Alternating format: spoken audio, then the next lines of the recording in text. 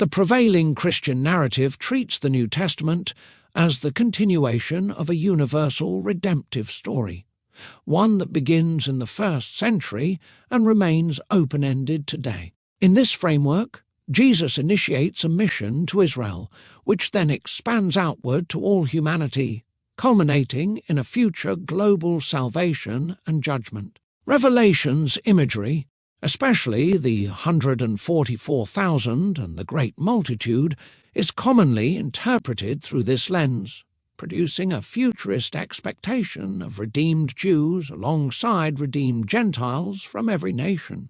This chapter argues that such a reading misunderstands both the historical horizon and the covenantal scope of the New Testament. When read with consistent audience relevance, and within Israel's prophetic restoration framework, the great multitude in Revelation 7 is best understood not as non-Israelite humanity, but as part of the same Israelite restoration, represented symbolically by the 144,000.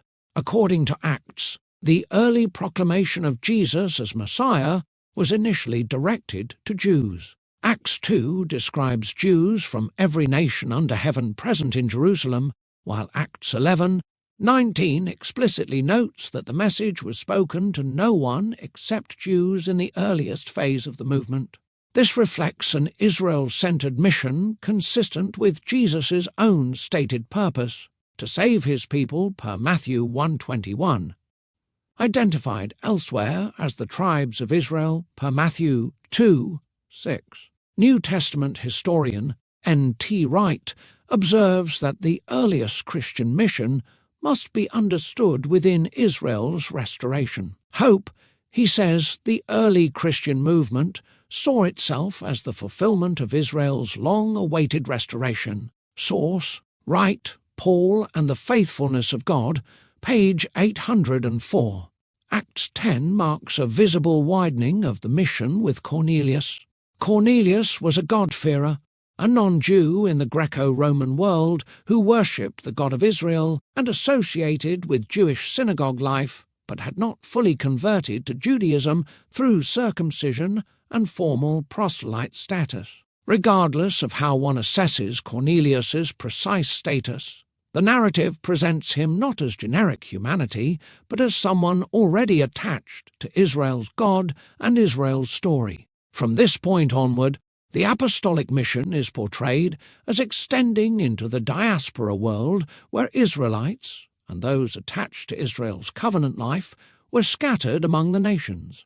Paul's ministry fits squarely within this restoration context. His stated hope is the salvation of Israel per Romans 10:1, and his eschatological horizon culminates with all Israel being saved per Romans 11:25-26. This mission reaches its terminus with the end of the age judgment that Jesus warned Israel about, a judgment historically realized in the events surrounding AD 70.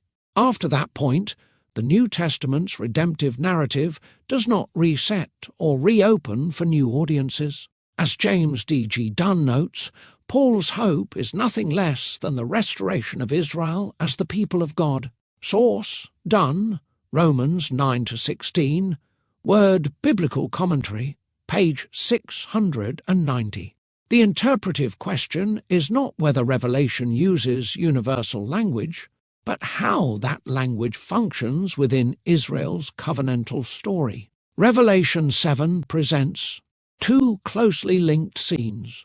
John hears the number of those sealed, 144,000 from the tribes of Israel per Revelation. John then sees a great multitude that no one can number, described as coming from every nation, tribe, people and language per Revelation 7:9.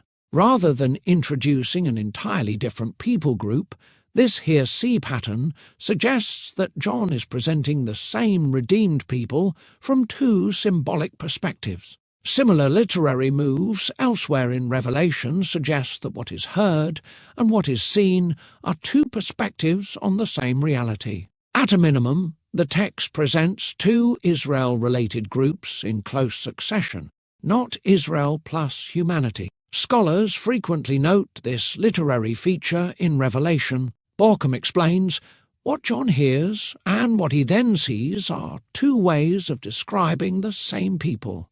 Source, Borkham, The Climax of Prophecy, page 215. The defining feature of the great multitude is that it cannot be numbered. This is not a generic description. It is a well-established Israelite promise. Jacob is told his descendants will be as the sand of the sea, which is too great to be numbered per Genesis 3:12. Hosea applies the same language specifically to Israel. The number of the children of Israel shall be like the sand of the sea, which cannot be measured or numbered per Hosea 1:10. John did not invent this imagery. He inherited it. Old Testament scholar Gordon Wenham notes, the promise that Israel would become. Innumerable is one of the central covenant promises given to the patriarchs. Source, Wenham, Genesis 16-50, Word Biblical Commentary. When Revelation 7 uses identical language, the burden of proof lies with those who claim the referent has suddenly shifted to non-Israelites. Genesis 48:19 adds a crucial dimension. Ephraim's descendants were prophesied to become a multitude of nations, Goyim. This does not mean they would cease being Israelites, but that they would be dispersed, multiplied, and absorbed among the nations. Hosea later describes these same people as not my people, only to promise their restoration. This background provides a coherent explanation for why the great multitude is described as coming from every nation, tribe, people, and language. The language describes where Israel had gone, not who the story is for. Revelation reinforces this unity elsewhere. In Revelation 14:3, only the 144,000 are said to learn the song of redemption. Yet the great multitude in Revelation 7 is also depicted as worshipping before the throne, clothed in white robes. Rather than indicating two different redeemed peoples, the imagery points toward a single redeemed Israel seen from different symbolic angles. Both groups emerge from the same event, the Great Tribulation. Jesus consistently identified that tribulation as Israel's covenant judgment, not a global catastrophe. See Luke 22:30 and Matthew 24.